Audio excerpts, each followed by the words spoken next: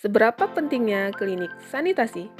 Hai, tahukah Anda teori Hendrik Bloom mengatakan ada 4 faktor yang mempengaruhi derajat kesehatan masyarakat diurut berdasarkan besar pengaruhnya. 40% faktor lingkungan, 30% faktor perilaku, 20% faktor pelayanan kesehatan, dan 10% faktor keturunan. Keempat faktor ini memiliki keterkaitan dan saling mempengaruhi. Kita ajak Anda untuk fokus ke faktor penentu tertinggi, yakni lingkungan. Lingkungan bersih sangat berperan meningkatkan derajat kesehatan masyarakat. Ada beberapa penyakit yang sering menjangkiti masyarakat akibat sanitasi lingkungan yang buruk dan juga kurangnya penerapan perilaku hidup bersih dan sehat atau PHBS, seperti diare, malaria, demam berdarah, penyakit kulit, kecacingan, ISPA, TB paru, filariasis, keracunan makanan, keracunan pestisida atau bahan kimia, dan lainnya. Untuk itu, cara pencegahan dan pemberantasan penyakit dilakukan melalui upaya preventif dan promotif, berupa perbaikan lingkungan, salah satunya melalui klinik sanitasi.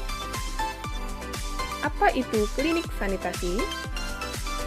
Klinik sanitasi merupakan salah satu ruang pelayanan di puskesmas yang mempunyai peranan untuk mengatasi masalah lingkungan, pemberantasan penyakit melalui pembimbingan, penyuluhan, dan bantuan teknis dari petugas puskesmas. Adapun tujuan klinik sanitasi, yang pertama, terciptanya keterpaduan kegiatan lintas program dan lintas sektor dalam program pemberantasan penyakit menular dan penyehatan lingkungan dengan memberdayakan masyarakat.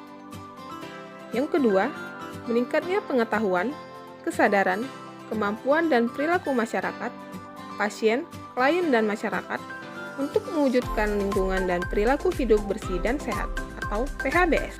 Yang ketiga, meningkatnya pengetahuan, kesadaran, dan kemampuan masyarakat untuk mencegah dan menanggulangi penyakit berbasis lingkungan serta masalah kesehatan lingkungan dengan sumber daya yang ada. Keempat, menurunnya angka penyakit berbasis lingkungan dan meningkatnya koordinasi kesehatan lingkungan. Siapa saja yang bisa berkunjung ke klinik sanitasi? Yang pertama, pasien.